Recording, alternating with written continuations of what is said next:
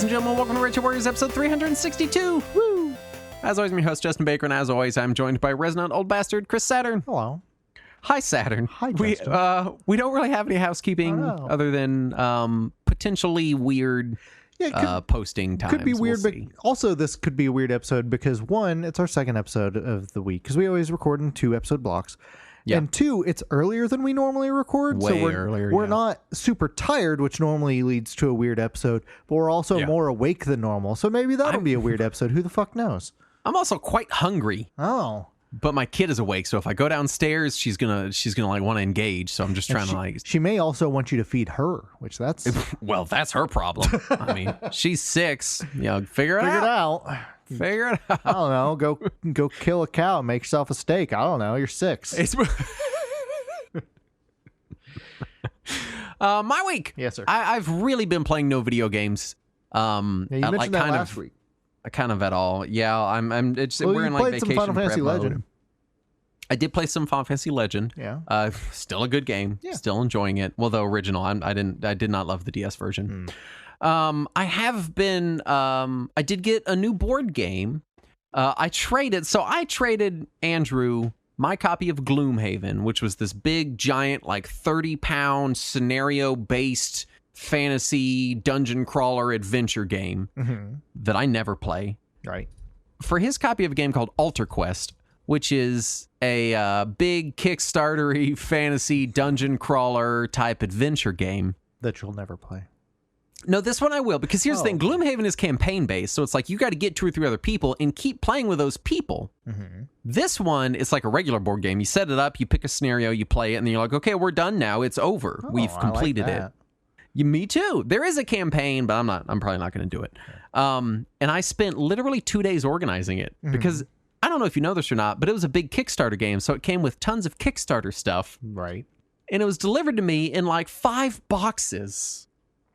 And I was like, how are people playing these board games that are coming in 5 boxes? Could you imagine if you were like, hey, why don't you come over and, bring a board game or something, and I showed up with a mountain of boxes? You'd be like, nah, I'm good. See, I'm okay. the only tabletop game that I have pre-ordered, well, I've pre-ordered a couple on Kickstarter, and they've both been card games. So they came in a teeny tiny box, and it was Right. just like 2 decks of cards and like, have fun. That's the entire game. There's nothing else to it.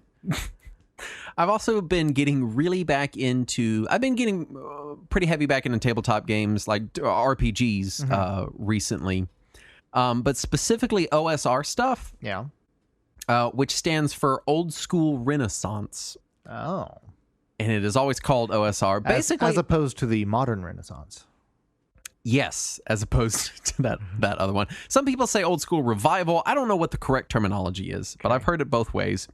And OSR is kind of to tabletop RPGs what, like, the kind of the retro gaming scene is to modern video games. It's the same kind of thing.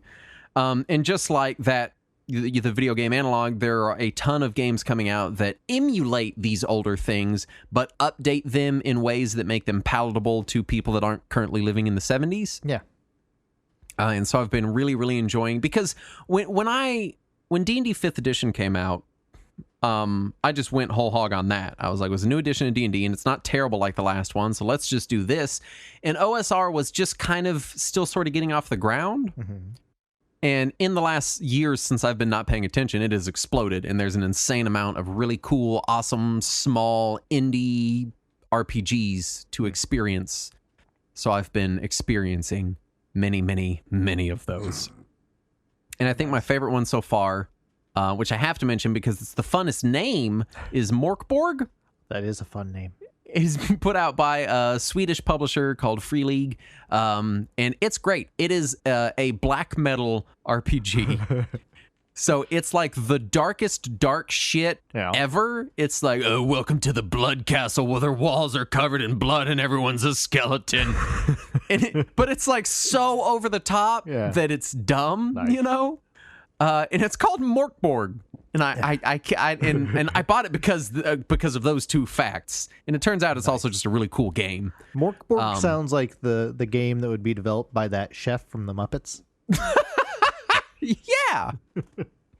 And it's just it's so cool. And also, like, built into the game it's like the world, it's literally apocalypse in the world. Like the apocalypse is happening right now. Nice. And so you play a few sessions and then they're like, the world ends. And you're like, oh, do we stop it like in a fantasy adventure? It's like, no, it's just done now.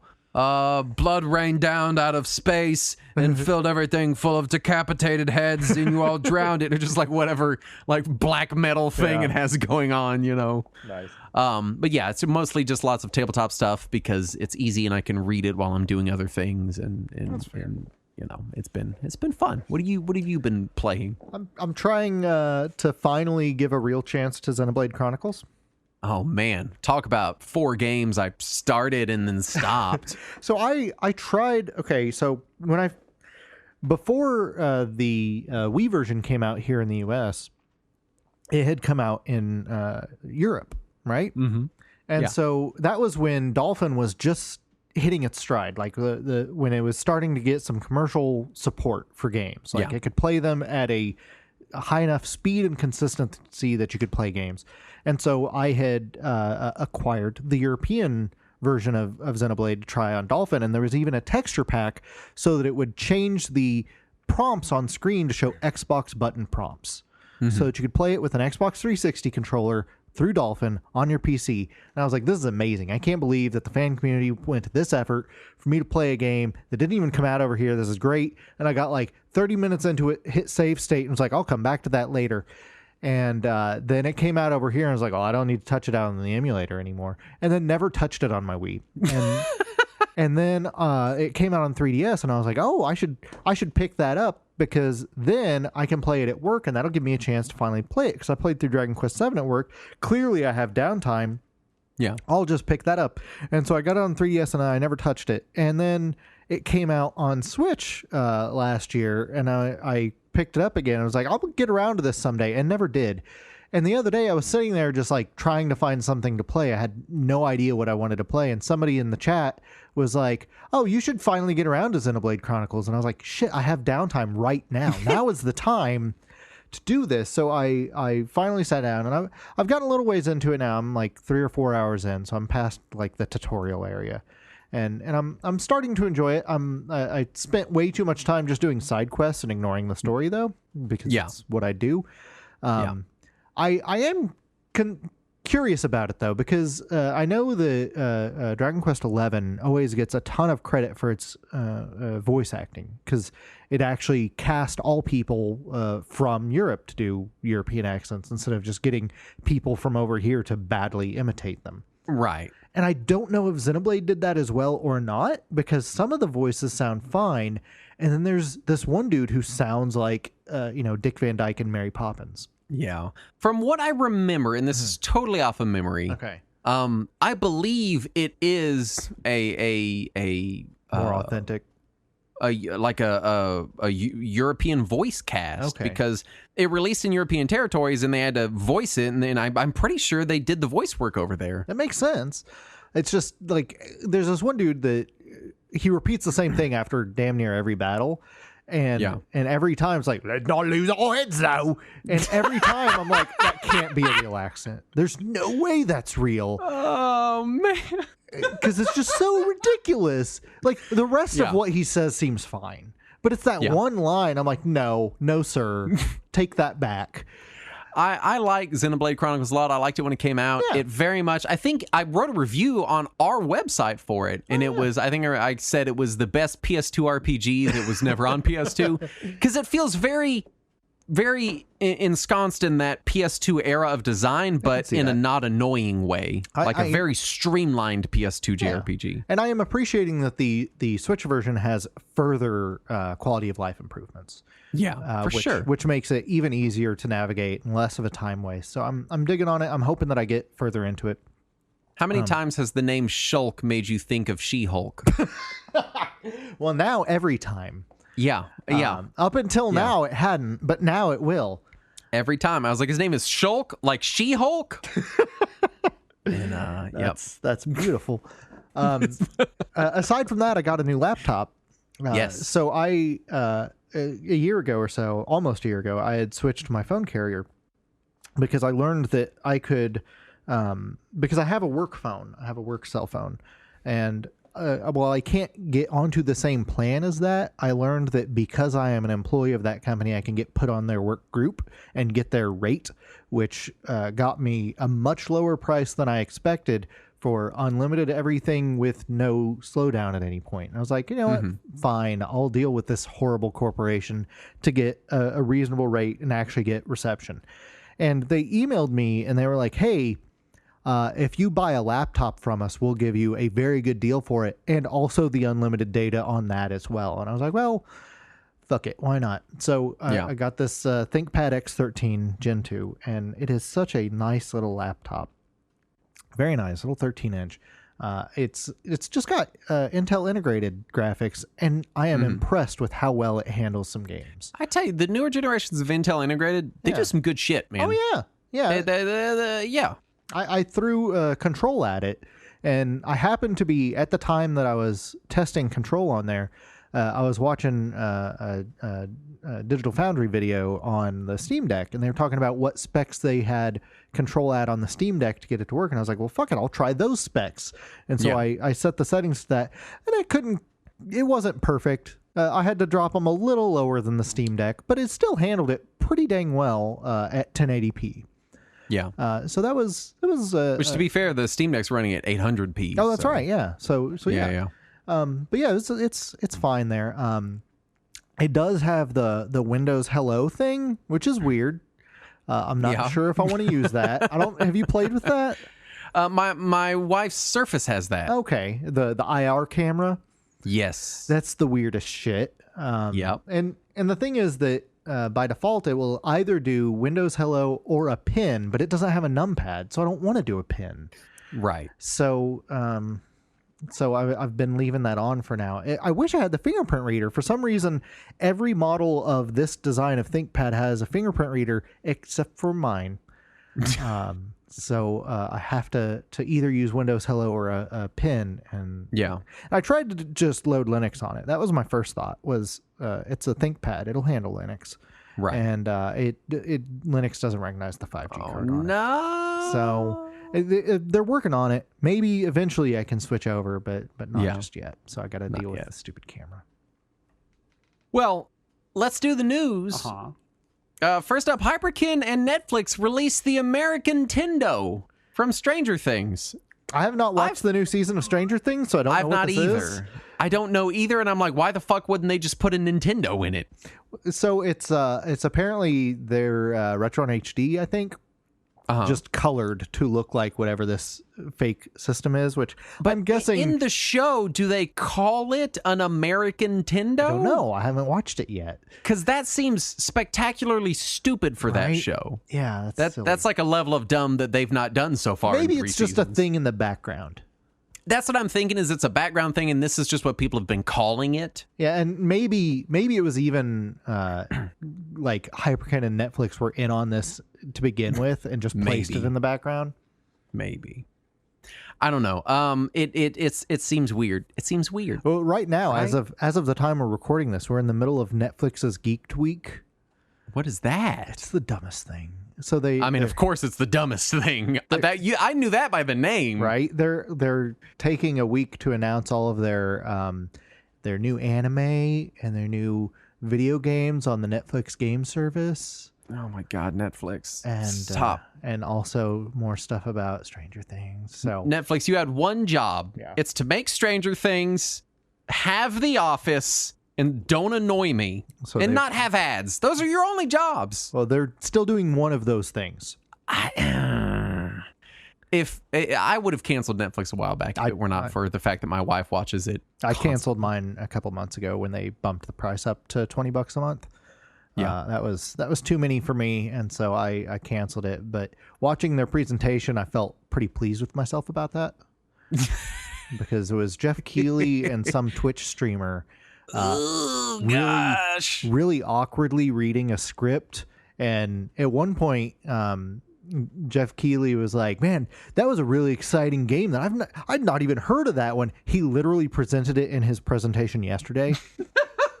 Can we talk for a second about Jeff Keighley's Fluff Fest? Yeah. What is it? Summer Games? Game Fest. we were watching him yesterday, and he was on stage with a person from Warframe, which is a free-to-play MMO that has people like it. People like Warframe. It's not like your World Warships or whatever. It's one that's actually heard of it, but sure. It's one that's actually relatively well respected. Okay. In the realm of free-to-play MMOs, anyway.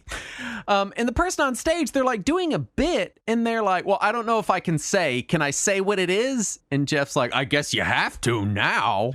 And then they say the name, and then they play a fucking trailer for it. And I'm like, obviously you were going to say what it is. See, in the Netflix event today that Jeff Keighley did, they were talking, I think they were talking about Spiritfarer or something coming to Netflix.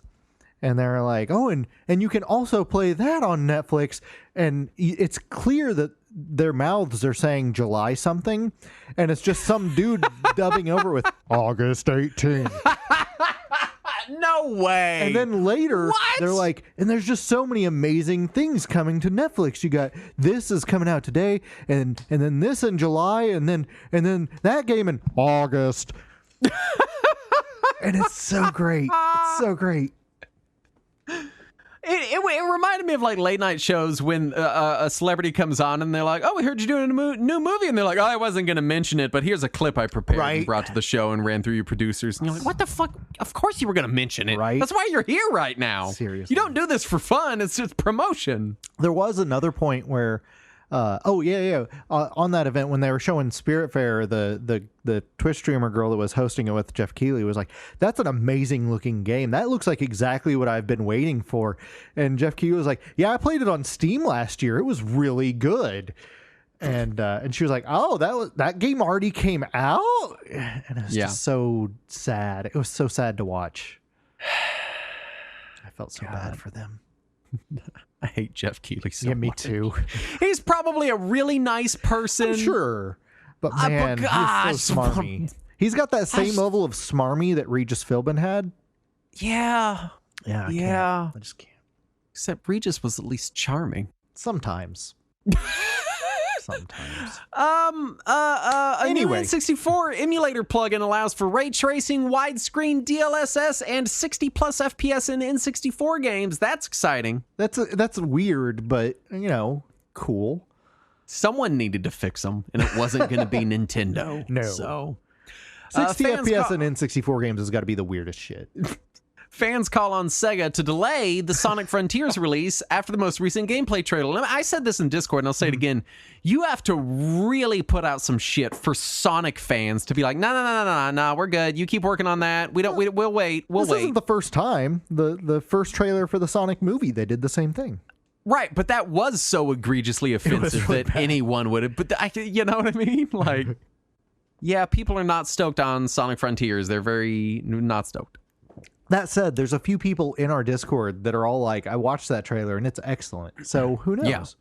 Yeah, I have not watched it, so I have no idea. Yeah, I didn't either. Square Enix now says that IDOS and Crystal Dynamics sale will not be used to finance NFTs and blockchain games.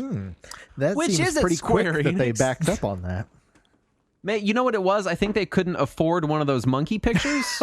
And so they were like, fuck it, if we can't get a monkey picture, we don't want to do it anymore. They realized even after selling Tomb Raider, they couldn't afford it anymore. So yeah, it's like, it's like when you go to trade in your games for a new game system and you don't have enough money and you're like, fuck it, I'll just keep them then. I'm not going to do it. They got to GameStop and they're like, actually, we'll only give you 12 cents in store credit for the rights to Tomb Raider. And they're like, well, can we get a monkey picture though?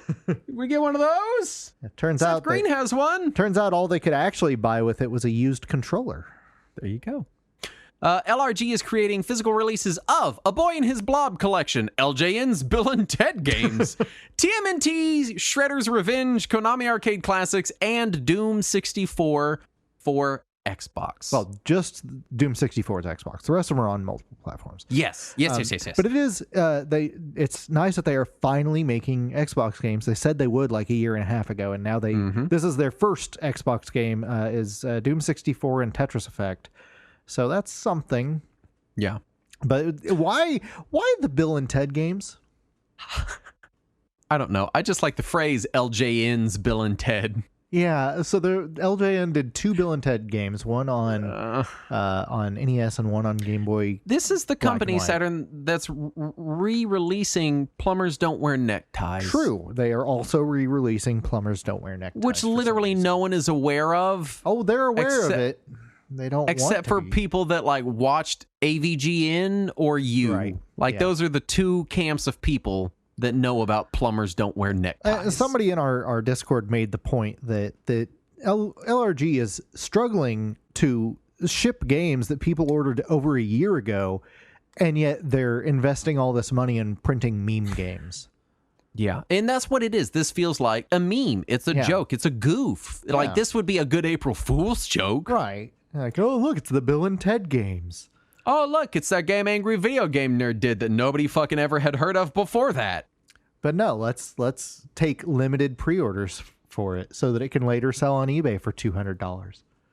ESA president claims E3 will return in 2023. Calling it right now? No, it won't. Yeah, no, I'll it's believe not. it when I see it. Not going to happen. I think the Summer Games Fest is going to return in 2023. Gross. And yeah, that's what I was thinking. You know, it's funny. Someone in our chat said today that this makes us miss E3, and I was like, "Oh man, yeah, me too." Oof. That's a low bar, and somehow they hit it with their face. Yep. Good job, Summer Games Fest. GoldenEye 007 remaster achievements briefly listed on Xbox.com's UK site in advance of Xbox/Bethesda showcase. I hope this is a thing. Yeah, it's almost definitively confirmed at that point. If it showed up on Xbox's website, It's something. something's gonna happen. Intellivision is laying off staff and licensing titles to other platforms in an attempt to save the Amico. We have to save the Amico, Justin. We have to save the Amico. They already sold games for it. Tommy Tallarico is selling his collection of high-end designer pants. Authentic pants worn by Tommy Tallarico. We just need a little bit of help to get this iPod into your hands. Please, cornhole is the future of gaming. Oh my god, I turned on the TV the other day and they were showing professional cornhole on CBS. Well, see, that's why people need the Amico. They can practice cornhole in the comfort of their own home. And like there was like professional cornhole ads too. Like as soon as it went to commercial, it was like, this is Bush's baked beans for all of your cornhole championships. And then there was like an insurance commercial and it was like, for all the important things in your life, like when you and the family need to practice cornhole at home. And I'm like, what the fuck is going on in this world right now? Did I slip into the cornhole universe? For people that don't know, cornhole is a game played mostly in the American South where you take turns throwing little bags of sand through plywood with holes in it. Yeah. And I'm not joking, and that's actually what it's called. And yes, it is as hilarious to us as it sounds to you. I had never heard anyone call it cornhole until within the last 10 years. Like growing up, I'd always heard it was just called beanbag or beanbag toss. I heard it called bags and stuff, but cornhole is the name, and it was always called something else because nobody wanted to call it cornhole because Right. immediately it brought about butthole jokes. Exactly. Because how are you going to not? It's called cornhole. Right. Hey, you want to go down to the professional cornhole tournament? Nudge, nudge, nudge. Like that's... Like anytime that I heard the word cornhole until the last 10 years, it was somebody talking about butt stuff. Yeah. And now Or it's it was on an episode of television. Beavis and Butthead. Right, or it was Beavis and Butthead. And now it's on television with the Professional Cornhole League. Where did this come from? I don't. If someone told me that they were a professional cornhole player, I would assume they were talking about sexually assaulting people. Right, yeah. If That somebody would be told me my they were... instant assumption. And you know what? I turned it on for a few minutes, and those women were very talented. Those were good cornholers on TV. And one of them, like, There's apparently, some good cornholers up there. and one of them quit her job as a teacher because she was making like $100,000 a year in sponsorships Holy as a shit. cornholer. I'm in the wrong business. Right. Show is canceled. Saturn and I are going to go play cornhole till we're good enough to make $100,000 doing it. Yeah, we got to become a proper cornhole team. Fuck all this. Holy shit. House of the Dead remake for PS4 will feature PS Move support for no reason. You know what? That's closer to actual House of the Dead than playing it on a controller is. I guess, but who the fuck even has PlayStation Move stuff anymore? Where do you even get it? They still sell it. Why? because it works with PlayStation VR. Oh my God, that's still a thing? Oh yeah. In fact, VR2 Oh, is coming out soon. Oh, they're making a VR2. I don't even have VR1. I know. They had a big Sony showcase to show off all the new PSVR 2 games.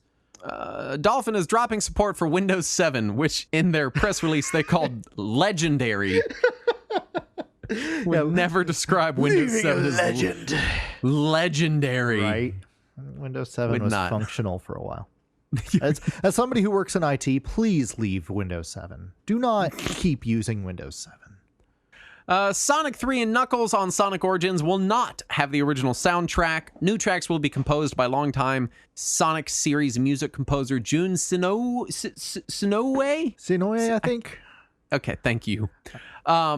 So that's kind of a bummer. Yeah, I assume it's gonna be- really, it's a bummer for $40, I guess. Right. But I assume that it will be based on the tracks that were used in the prototype. At least I hope so, because those are neat tracks and they'd already been used on the Windows version. But it's a shame they couldn't work with the estate of Michael Jackson to just use the original tracks. yeah. Capcom revealed a Capcom Arcade Stadium 2 during Jeff Keighley's Summer Fluff Fest will have different games than the last Arcade Stadium, in which it was a platform that you would download DLC that were the games, so I don't really understand why they're releasing a second Arcade Stadium. That's my thing, is why are they releasing... what? Somebody pointed out to me that in the original one, you could download a DLC that was cheats for the games that you bought. And so now that there's a second Arcade Stadium, you would have to buy the Cheats DLC again in order to cheat at games again. I almost called them Crapcom. No, that's accurate now. But you know what? I feel like Crapcom is accurate because I feel like they've been sliding more and more into this predatory design space that I don't like seeing them It's in. weird because with this and Street Fighter, they kind of are. But then with Resident Evil and Mega Man, they are not. So Yeah, I don't understand. we've got two Crapcoms here. Or maybe we've got Capcom and Crapcom. A tale of two Crapcoms. Speaking of, I forgot to put in the notes, they announced Resident Evil 4 at that Sony event. The Resident Evil 4 remake is Resident Evil real. 4 has already come out. It's already come out. But they're going to do it again.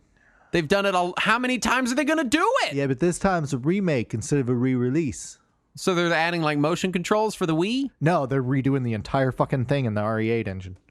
Oh, okay. It That's looks probably going to nice. scare me too much. Oh, it looks much scarier than the original.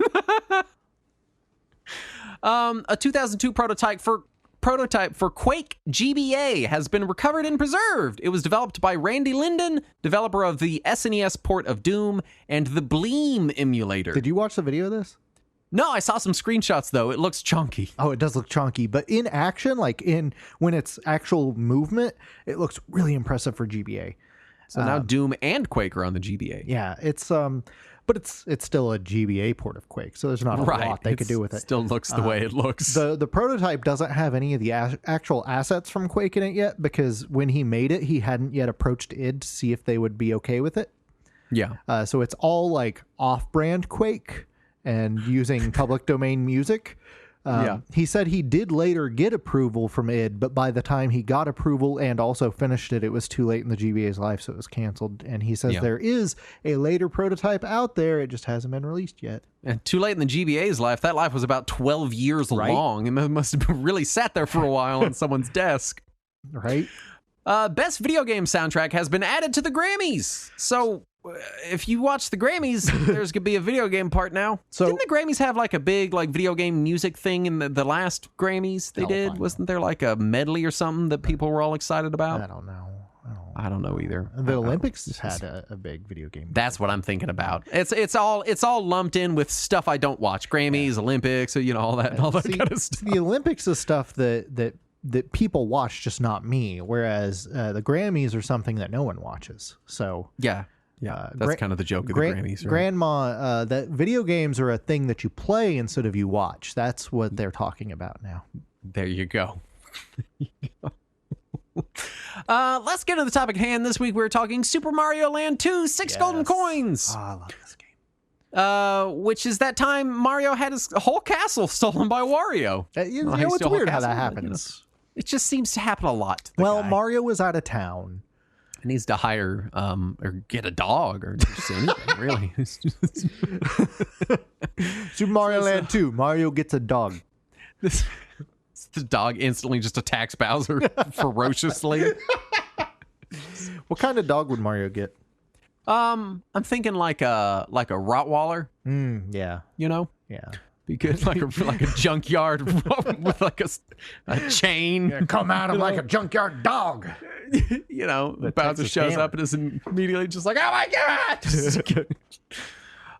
Developed by Nintendo R&D 1, published by Nintendo. Yeah. Came out in Japan October 21st, 92, North America November 2nd, 92, UK November 28th, 92, European territories January 28th, 93, and Australia March 12th, 1993. I like that you'll just read anything I put in the notes instead of just being like, late 92, early 93. Anyway. No, read it all. This was one I did not have back in the day. Yeah. I went back to this one via emulation. I very much enjoyed the Wario Land games. So I had Wario Land 2 and 3 on Game Boy Color.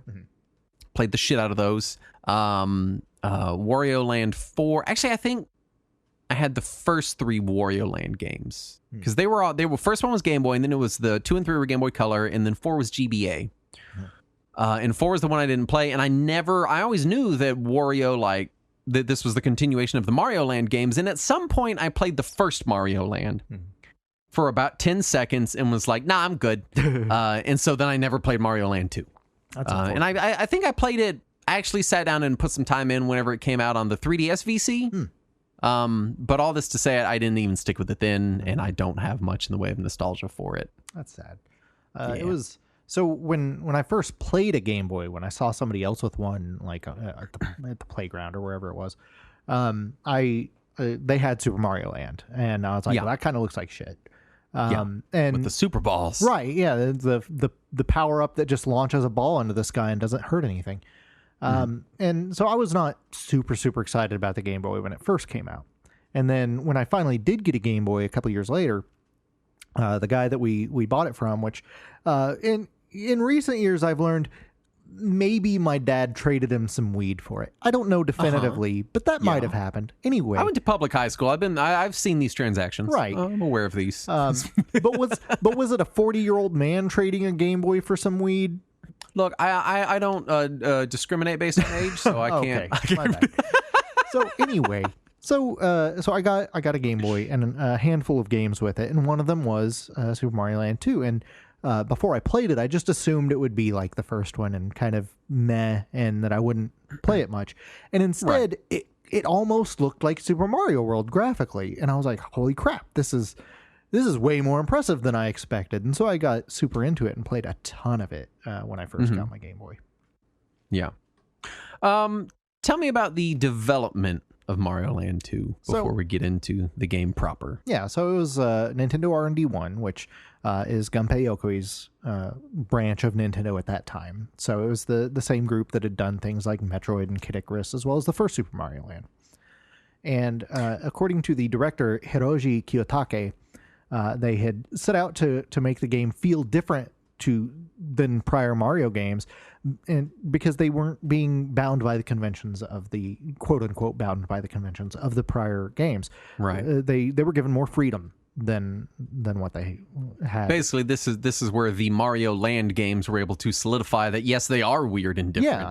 It wasn't just that first one that had such severe technical limitations because we didn't know how to design for the Game Boy yet. Right. No, this is the tone. Right, and also this was when Mario itself was starting to go weird, because even the main Mario games were going towards Yoshi's Island, and then eventually Mario 64. So everything was kind of branching away from traditional Mario. I would say arguably this was staying closer to traditional Mario than those other games were. Yeah, I think in the grand scheme, it does feel like it hews a little closer to the original Mario trilogy. Yeah. But it's anyway. Yeah. It might feel weirder in retrospect, honestly, but taken on the whole, maybe a little more traditional. But one of the things they did to stand out from the other games was they wanted to introduce a new villain. So they introduced Wario, which Kiyotake referred to him as the Bluto to Mario's Popeye. Let me just say Wario in this game looks like a fucking psychopath. Yeah. He's scary looking. Yeah. He's got these weird, super bulgy scary eyes. Yeah. I'm like, oh, this is creepy. He looks like a ferret dressed like a man. This is weird. Yeah, it was. Well, he was meant to be a villain, so they were trying to make him look weird. Yeah, this was definitely before Wario was just yellow Mario. Okay, now he's fat. Now he has a motorcycle. Like, well, Mario was fat too. True, yeah, but Wario was fatter. Yeah. So for people who have not followed Wario trivia for 25 years, his name comes from Mario and the Japanese word warui, which means bad. So in another interview, somebody from the team said that Wario was created out of spite. Is that not the perfect origin for Wario? Apparently they were upset at having to make a sequel to a game in a series that they didn't create in the first place. Maybe that's why they made him so fucking scary looking. Like, apparently they were upset they were having to work on a Mario game. They wanted to make sequels to their games, to Metroid, to Kid Icarus, to stuff like that. Yeah.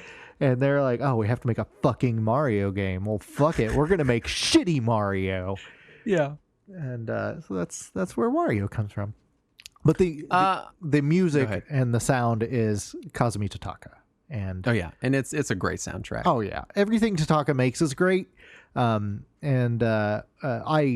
would say this is one of Totaka's best soundtracks. If you haven't played this game, at least listen to the soundtrack because it's excellent. It's not Koji Kondo's Mario music, but that's okay because it's possibly better. I fucking love this soundtrack. It's one of the best on Game Boy. Honestly, the Game Boy, and we've talked about it before on our Game Boy episode, but the sound chip in the Game Boy was so much more capable than it needed to be. And that has led to Game Boy games having some stellar soundtracks. Oh, yeah. And very often very good. Now, I know, like, power-wise, I don't think it's really much more powerful or different than, like, the NES sound chip. It might be a little bit weaker in some ways.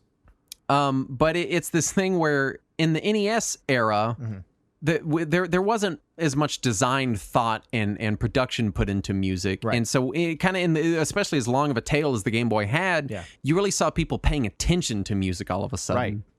And it's just very, very good soundtracks on the Game Boy. Yeah. And it's, I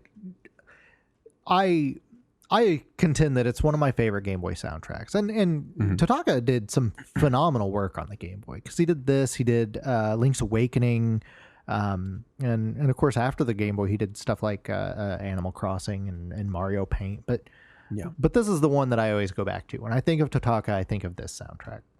Oh my God, Mario Paint should have been on my top 10 soundtracks episode. Forget about how good. That's an excellent one. Let's talk presentation before we get into the story and gameplay. I feel like looking at Mario Land and looking at Mario Land 2 is what I would point people to whenever I try to describe early Game Boy games versus Game Boy games after they figured out how to make Game Boy games. Yes, correct. Because it just looks like as close to Super Mario World as you can get on Game Boy hardware. Yeah, they realized the sprites needed to be bigger. They need to be, because I like everything, all the design decisions in Mario Land. When you think about them in a vacuum, they make sense. Sure. The screen is tiny, so you need to make all the characters tiny so they look to be the correct scale for a video game. But in practice, that just looks fucking weird and bad. Right. It makes it look like a Tiger handheld. Yeah, you want to have bigger sprites, and then you have to design your levels around the fact that you don't see much at a time. Yeah, and not just your levels, but your physics and your game mechanics have to be designed around that too. So enemies have to be a little bit slower and a little more predictable, and less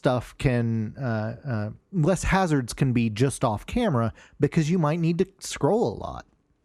Yeah, and so Mario Land 2 is really the like, I mean, 92. It's got to be kind of the beginning of, like, this is what Game Boy games are. Certainly early in that era, anyway. Yeah, I mean, there may have been something before this that was more indicative of the design shift away from what basically felt like, hey, either shrunk down NES design or Tiger handheld. Those were kind of the two because Mario Land just feels like they took like an NES game idea and just squished it down, and it doesn't work. Right. And then removed half the levels. Yeah, because limitations. Right. But then a lot of games also just feel like literally like this is just a Tiger handheld game that you've put on a cartridge. Yeah, so, there's plenty of early Game Boy. Like, there's exceptions. Like, Tetris is Tetris. It's fine. Right. And it was Obviously, a launch game. But there are plenty of very early Game Boy games that do feel closer to Game & Watch than they do to what we associate with Game Boy now. Yeah.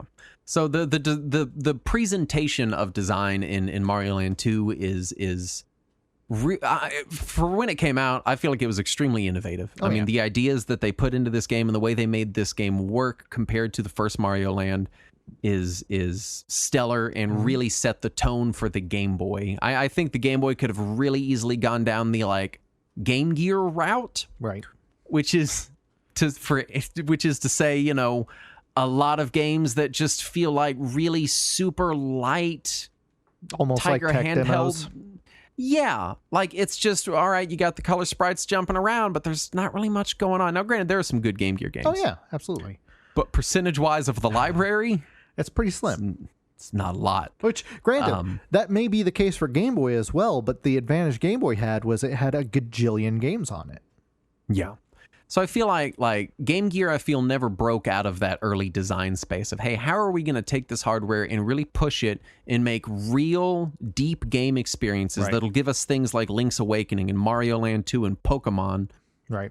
Instead of stuff like the first TMNT game, the first Mario Land game. You know, it's such a different design space. Oh yeah. What are we talking about? Story. Okay. Unless you have more on presentation. No, I think we covered it because it just really looks very good for Game Boy. Yes. The one thing I do want to say about presentation is the unique enemies that they added to it, because there are a handful, like obviously there's Goombas and Koopas and stuff like that. Right. But there's a couple of unique enemies that are added, and some of them are just kind of, you know, there, like the bees. Some of them feel tonally incorrect for a Mario game, like the little Jason Voorhees mask. That's the dude I was going to talk about, because he's adorable, first of all. Oh yeah, incredibly adorable. Yes. That needs to be like an enemy in like a chibi Slaughterhouse remake. Right. This is what that needs to be. But for a Mario game, it doesn't fit, but it's so adorably drawn that I don't even care. He's also holding a fucking knife. Isn't it stabbed through his head? Oh, yeah, it is, isn't it? Yeah, it's really dark for a Mario game. Tonally weird. Very weird. But yeah, there are some of the enemies that you're like, that seems a little not Mario, place. not weird Mario weird, just weird. Yeah, but you know, they're still drawn very well, most of them. Yeah. So I give them credit for their out of place enemies and other little characters and stuff. They're still drawn very well. They handled the presentation of it well. Yeah, and even really a lot of it feels really generic. Like Mario fighting a witch. Why? Yeah, why is he fighting a witch? Or it makes no rat. sense. Yeah, like this is strange. And I think they covered it when they were saying that they were, you know, spiteful about having to make a Mario game. Clearly they didn't want to make a Mario game. They wanted to make this other weird shit, and they just kind of pushed Mario into it. I really wish they had kept this kind of like sort of weird pseudo like Egyptian sand level theme from like Mario Land 1, which really you could only even see in the concept art and the key art and the manual art and stuff, because in practice it was hard to really see anything. True. But yeah, I think it's tonally inconsistent, but still presented well for what it is. You know, it feels more like Mario in a toy park than it does like an actual Mario game. Yeah, it feels like Mario's been yanked out of his Mario games and put into this thing to do this weird stuff. Right. Let's talk gameplay, because did we want to skip story? Oh yeah, no, you were in the middle of the story. I'm sorry. Go ahead. No, the story is like one sentence. So yes, we'll say it. Yeah. So while Mario is in Sarasa Land rescuing Princess Daisy, Wario invaded Mario Land, which apparently was not the setting of Super Mario Land. Right. And conquered the land, transforming Mario's castle and corrupting local creatures to turn against Mario using some golden coins that no one covered in the past. So first of all, it's very much a Triforce sounding situation. Yeah. But coins. Right. Also, since when does Mario have his own land and castle? I don't know. He also has a giant statue of himself that has levels in it. Is Mario like secretly a Doctor Doom type character? I'm thinking that's the case, yes. Where he's like subjugating Mario Land. He's like, bend the knee. Yeah, maybe that's why Peach keeps getting kidnapped. Maybe she's really just running away from him. Well, she doesn't even live in Mario Land. She's in the Mushroom Kingdom doing her own fucking thing. And then he's over here in wherever Mario Land is. Or, yeah, I don't know. Maybe someone built Mario Land because they were like obsessed with Mario. Mario goes to Mario Land and he's like, oh, I have a castle. And then Wario's like, no, I have it now. That's how he talks in Mario Land 2 because he's fucking scary. No, you saw the commercial. He already talked like Wario then. Yeah, but he doesn't look like he talks that way in the game. He looks like he talks like a serial killer. Legit scary sprite. Just fucking saying it. Actually scary. I always thought it looked stupid. No, it's fucking scary. It's like that scary level stupid. It's like looking in the eyes of like a sports mascot. It's fucking creepy. Like Gritty? Yeah, like Gritty. Wario in this game is the Gritty of Warios. Let's talk gameplay. Yes. And you're not gonna like this. Sam. Oh no, you're not gonna like this. I don't like it. It's too floaty and slow. It is very floaty. So it feels like everything is going at half speed. I actually turned on fast forward and going like 1.5x. It feels right. And I understand it was probably a limitation. Yeah. But it's not bad. I don't hate it, but it doesn't reach that level because as much as Mario got made fun of for being slow compared to Sonic, Mario's a pretty fast, snappy game. Right. And this never feels, I never feel that snappiness, it's missing. I think it may just be that I played it so long ago, so early in the Game Boy's life that I just accepted that as a hardware limitation and learned to accept the rest of the game around it. Yeah, I mean, totally. I don't think it's bad, but it just feels distinctly not Mario. Yeah, I will agree with that. Yeah, it is. Yeah. It definitely doesn't feel like a traditional Mario game. It feels like an adaptation of a Mario game. Yeah, very, very much so. And that is kind of driven home by the sort of disjointed presentation a little bit. It's like sometimes it almost feels like I'm playing like a Mario fan game. Yeah. Like an old Mario Flash game. Yeah, I was thinking like during the same era that I was playing this, I also had gotten the DOS port of Mega Man. Yes. Which, if you haven't played it, don't. God, it's so awful. I won't. It's not even close to being a Mega Man game. And so this was this weird era where when a game got ported to a different system, it would just look and feel different because that's how ports worked. And for me, yes, it looked and felt a bit different than a normal Mario game, but it was still a good game. So I learned how to adapt myself to its gameplay mechanics and its world and all that shit and enjoy what was there and just accept that that's what Mario is on Game Boy.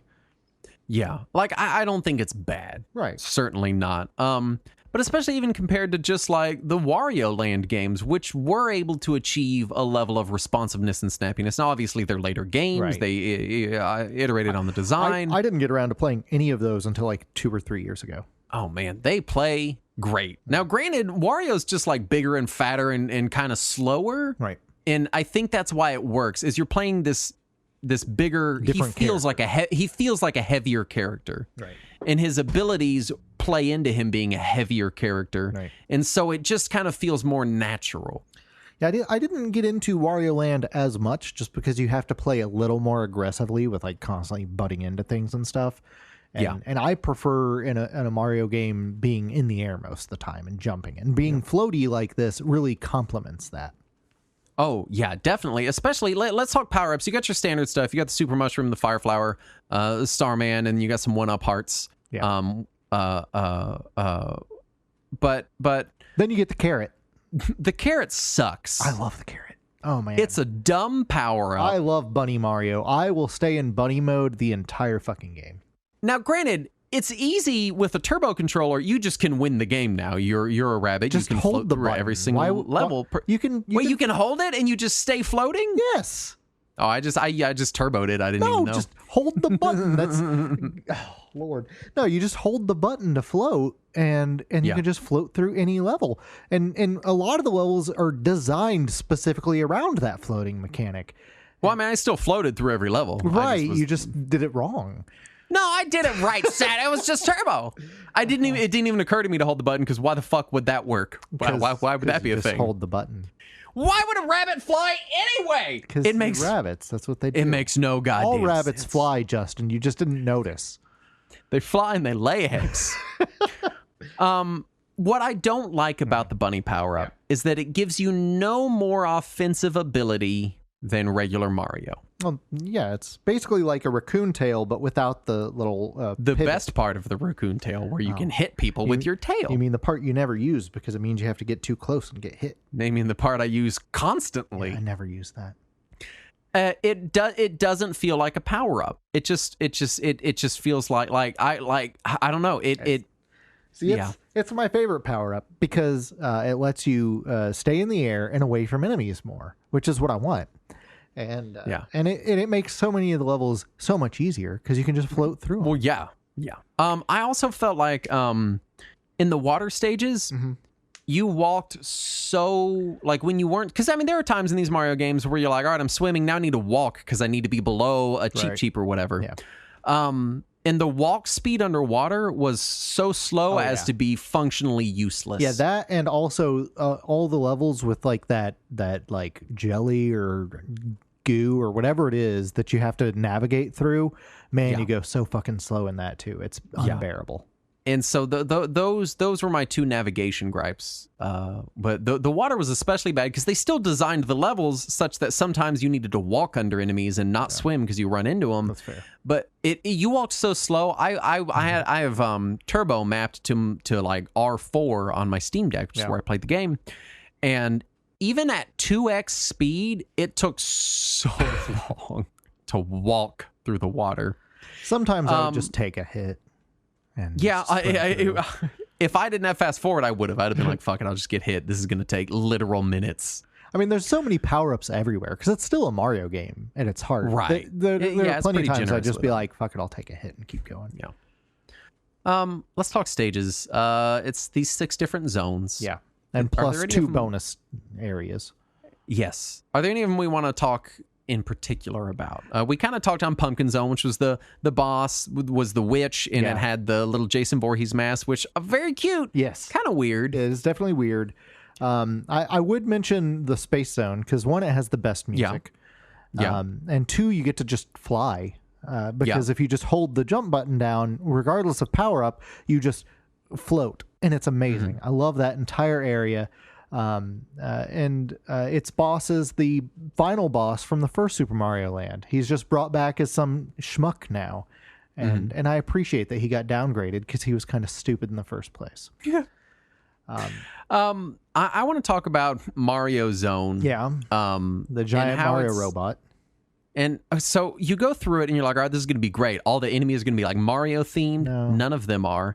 And then the boss, in my head, I'm like, it has to be a robot Mario. This is going to be awesome. Little Clockwork Mario. No. It's the 3 little fucking pigs. Yeah. It's like the actual 3 little pigs in a little straw, wood, and brick house. Right. Yeah. Yeah. That's why? Because Mario Zone. Why? Why would that be in the Mario Zone? Also, the whole zone is made out of Legos, which I later learned, like decades later, that back in the 60s or 70s, Nintendo released their own off-brand Legos in Japan. And I didn't know that either. These are supposed to be those Nintendo brand, not Legos. And I'm like, well, there's no way I would have known that or cared about the difference because they still look like Legos. Just right. A Lego is a Lego. Yeah, they're off-brand Legos. Yeah. So I don't know. The Mario Zone was legitimately disappointing for me. It looks all clockwork, and then it's not. There's no Mario based enemies, and then the boss is the fucking 3 little pigs. I legitimately could not name a lamer boss than the 3 little pigs. At least pick the fucking wolf from the story or the woodsman. It still doesn't make sense, but at least they're threatening. Yeah, a lot of the game's theming is just weird. I don't understand what they were going for until I read that they made the game out of spite. And then suddenly lot of this makes sense. I was also upset about Macro Zone. Whenever you go into Macro Zone, it looks like it's going to be like the like a Giant World situation. Yeah, like Honey, I Blew Up the Kids, or Honey, I Shrunk the Kids, rather. And it really kind of isn't. Yeah, you got some ants and bees. Yeah, you're fighting stuff that is definitely bigger than it would be compared to a regular human size, but it doesn't feel like big like it did in Mario 3 with the Giant World. It just doesn't. It doesn't have that feel. What gets me is so you go to the Macro Zone, which shrinks you down, and so now the ants are enormous. But then you go to a different zone, and those same ants are there.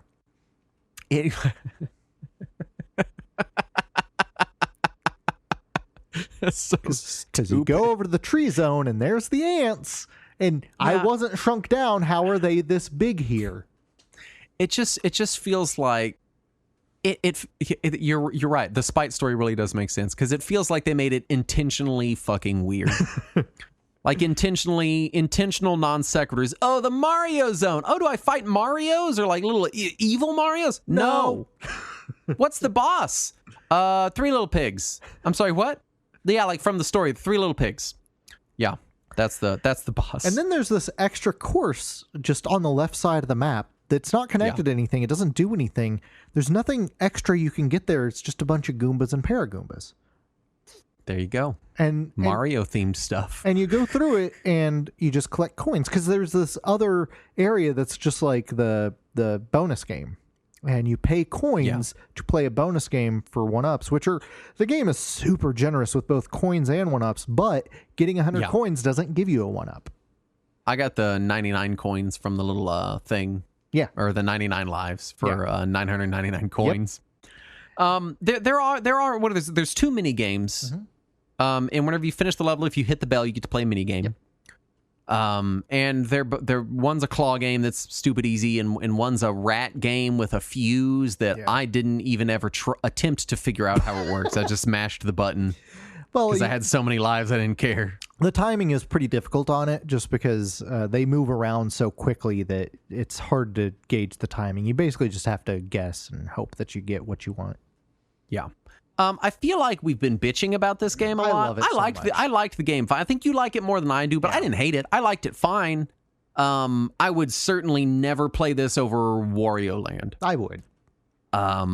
But again, it's more my play style though, because we have covered in the past that we just have different play styles in games, and I like to stay away from enemies and float above things, and this game absolutely caters to that. And I want to slam my fat body into things. Yeah, that's not a thing you want to do. Perfect.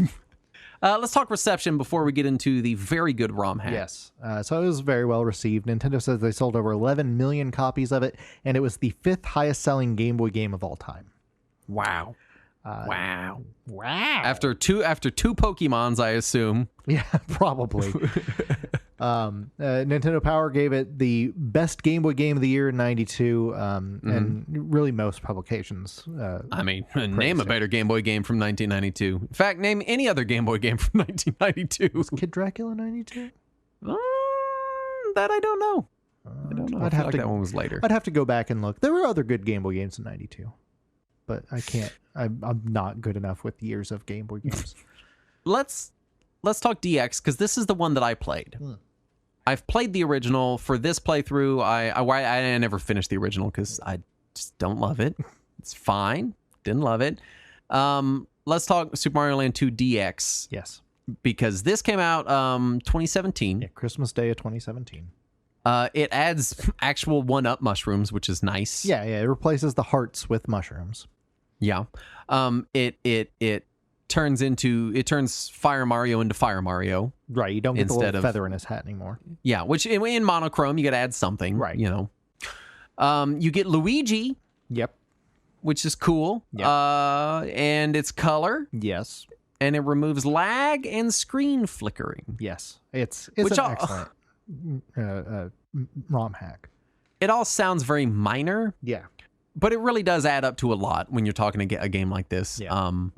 I do wish someone would ROM hack it and add in different sprites for the bosses that don't make any fucking sense. What? You could make the 3 Little Pigs just be 3 little robot Marios. No. And it would work fine. No, that's impossible. Why is it the 3 Little Pigs? Because that's what's in Mario Zone. The witch could be a Magic Koopa, It would be perfect fit. No, that doesn't make any sense. Swap the witch for a Magic Why Koopa. would you do that? But then where would you put the witch? Nowhere. Fuck. The octopus could be a bloober. No. The rat could be at least the rat from Mario 2. You mean Mauser? Yeah. No. You can't jump on Mauser. Look how incredulous you are. No, that's stupid. The ROM hack really does that a lot. If you're going to play the game, I would highly, highly recommend playing that version of it. Yeah, same here. I actually replayed it through that hack when we were doing this episode. And we didn't even talk about the Wario boss fight, which was a 3-stage boss fight. And the Wario levels are fucking tough. Yeah, and Wario gets all of his power-ups during his boss fight. Yes, he does go through all the power-ups. It's honestly a pretty cool final castle and final boss fight. Oh, yeah. It really is sort of the highlight of the game if you can stomach how horrifying Wario is. Let me ask you this. Especially in motion. Did you play the game in regular or easy mode? I did not realize there were modes. Yeah. This was the first Mario game to have difficulty selection. I guess I didn't realize. The file select screen before you start the game, if you hit select, it goes to easy mode. And oh no, I played on normal then. I had no idea there was an easy mode. No, yeah, it's much more. Apparently, I didn't know anything about the game.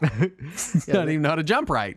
Yeah, it's much more forgiving than regular mode. I want to say it starts you with a couple of extra lives, and also when you get hit, you just go to your last state instead of going all the way down to Little Mario. And honestly, having lives has not made sense in a Mario game since Mario 3. Right. Yeah, it just doesn't. It's vestigial at this point. It's just so they have something to do with that green mushroom. As far as Legacy, came out on 3DS Virtual Console in 2011, but you shouldn't play that version because you should play the ROM hack. Also, you may not be able to download 3DS Virtual Console games anymore or soon. Can you still? Until next year. You can still buy them. Until next year. Yeah. There's your cutoff. Yep. And Wario went on to become Wario. That's true. He is still Wario. He continues to be Wario. He's less scary now. Maybe. I would hate to depends on how afraid of Wario you are. I would hate to see this version of Wario rendered in high definition 3D. Oh my God, I so want that. That would be mortifying. I want there to be a Mario class reunion and he shows up and everybody's like, what the fuck happened there?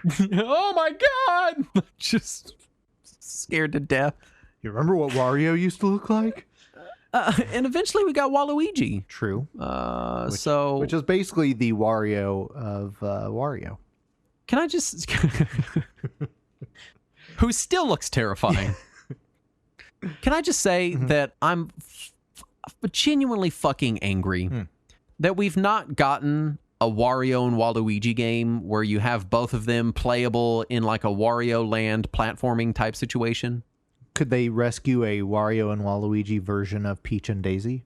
That would be fucking awesome. Right? Why is this, what the fuck are you even doing if you're not doing this, Nintendo? What would Wario version of Peach look like?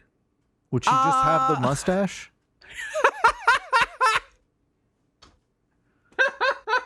She's slightly heavier and with a mustache? Yeah, pretty much. And a big nose? Yeah, just the exact same as Wario, just in a dress. Perfect. It should be the Mario Land 2 Wario, but in a dress. Just that exact sprite, but in a dress. And Daisy is just Daisy. They don't even change her. And just being like, help me, They don't even bother to change Daisy, just give her a purple dress and done. Really, I really want them to do it. I really want them to take Wart and make Wart their version of Bowser. Yeah. And just Wart needs to come back. Just make a Wario Land style platformer where you've got the Wario brothers and it's both of them and they're both there and Wart's there. It would honestly, and really, you don't even need a princess because they would just want to save money. That's all he ever cares about anyway. You just have a big bag of money in a dress, and that's what Wart steals. Look, the shit writes its fucking self, Nintendo. You can't even get N64 games working, and you're not making Wario brothers. Yeah, that is a problem. Yeah. I mean, you made a Princess Peach game. Yeah. She has her own game. Let's not bring too much attention to the Princess Peach game. Okay, offensiveness aside, because it's kind of offensive to women. And by kind of, I mean it's very offensive to women. It's still a fun game. Is it? I'm just gonna say that it's a pretty fun game. I've tried it a lot of times and I just don't get into it. It's not amazing, Yeah. but it is pretty fun. Where is Wario Brothers? You fuckers. That's the problem. You could even make it have like a fake Nintendo logo, like say Nintendo at the front. Right. Like you could do the whole thing. Like it'd be so cute. Make the whole thing like a shitty parody where Wario's like gonna make his own Mario game. At the very least, it should be a micro game in WarioWare. Yeah, I mean, give me something, man. With both of them, Right. I don't know. You could do the levels where you do the original Mario Brothers, like in Mario 3, when you go to a level you've already beaten, and you can do that thing, except it's like them, and they're like beating the shit out of each other. Because they're awful. Mario Land 2 is a good game. Yeah. I don't love it. I do. The ROM hack is my preferred version. Yes. I think if you haven't played, it's worth playing, at least to see how nonsensical some of it is. Yeah, it's definitely a product of its time, though. I would struggle to recommend it to somebody who is just learning the Mario universe. Like, if you've not played other Mario games, it might not be the first one you want to go to. Right. But if you are looking for a deep dive and you want to see how, especially handheld gaming evolved, I feel like it is a interesting step along the way that is worth experiencing. Yeah. Well, you know what else is worth experiencing? Our Patreon at patreon.com/RetroWarriors. You get uncut versions of this show, Talking Wizards, blah, blah, blah. Anyway, we want to thank the following patrons Anyway, fuck it. for their kind donations. Starting with Nick Brown. And Novocaine FS. Poncho Man Randy Savage. Sponsored by Honest Bob's Dildo and Butt Plug Emporium. Video Rangers Podcast. Jammo. Chris Courage. Jordan Ish. Lee Sparkles. And Dave Nelson. Are all the patrons we want to thank. We want to thank you for rating and reviewing us anywhere, at any time. All Even of the if you time. haven't. Even if you haven't, thanks for thinking about us. So, just rate us to your family. Just like go to the kitchen table and say, I give this show a 3 out of 3. Just what a weird scale. The Michelin star scale. That's what we're doing. So where we're at now is this show gets a perfect 27. Out of 27, so it's good. It's good. Just go in your front yard and just yell, I love Retro Warriors. Podcast. Say podcast, because people don't know what we are. Part. Nobody has any idea. Otherwise, they'll think they're talking about the merchandise for the basketball team again. Yes. Anyway, thanks so much for listening. We'll be back next week. And as always, let us cling together.